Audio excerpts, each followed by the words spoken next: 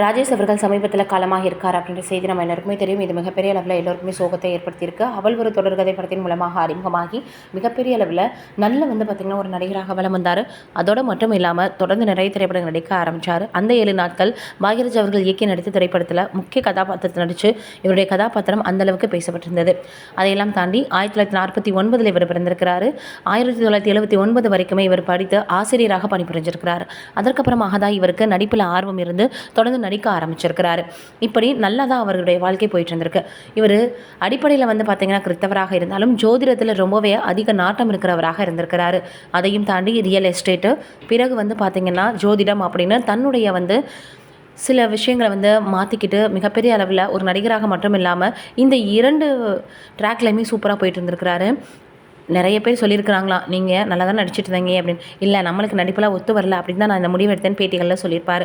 அதையும் தாண்டி சமீபத்தில் கூட பார்த்தீங்கன்னா ஒரு டாக்டரை வச்சு இன்டர்வியூ பண்ணியிருந்தாராம். அதையெல்லாம் கூட அவர் வெளியிடணும் அப்படின்னு நினச்சிட்டு ஷூட்டிங்கில் பார்த்திங்கன்னா இருந்திருக்கிறாரு. ஆனால் அவரால் எடிட்லாம் பண்ணி அதெல்லாம் போட முடியல. பிறகு துபாய் போயிட்டு வந்திருக்கிறாரு. அதற்கப்புறம் தான் அவருடைய உடல்நிலை ரொம்ப பார்த்திங்கன்னா மோசமாக இருக்குது. அவரே தனக்கு ஏதோ பண்ணுது, மூச்சு விட பிரச்சனை இருக்குது அப்படின்னு அவரே சொல்லியிருக்கிறாரு. ஏற்கனவே ஆஞ்சியோ பண்ணியிருக்காங்க அப்படின்றது எல்லாருக்குமே தெரியும்.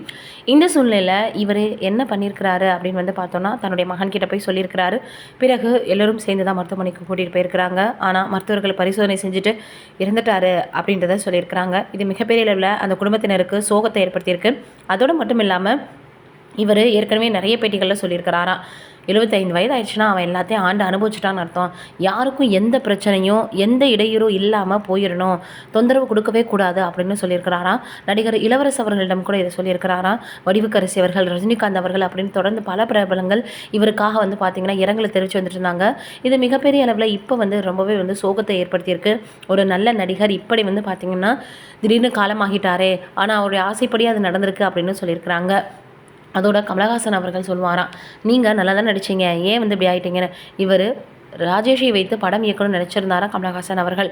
அதற்கப்புறமாக கமலஹாசன் அவர்கள் நினைத்தது போலவே பணக்காரராகவே அவர் காலமாக இருக்கார் அப்படின்னு விஷயம் தெரிஞ்ச எல்லோருமே சொல்லி வந்துட்டுருக்காங்க. இப்போ இது மிகப்பெரிய அளவில் தமிழ் ரசிகர்களுக்கும் சரி, உடன் நடித்த நடிகர்களுக்கும் சரி பெரிய இழப்பு, சோகத்தை ஏற்படுத்தியிருக்குன்னு தான் சொல்லணும். நம்மளுடைய சார்பாக ராஜேஷ் அவர்களினுடைய ஆன்மா சாந்தி அடையணும்னு கடவுள்கிட்ட வேண்டிக்கலாம்.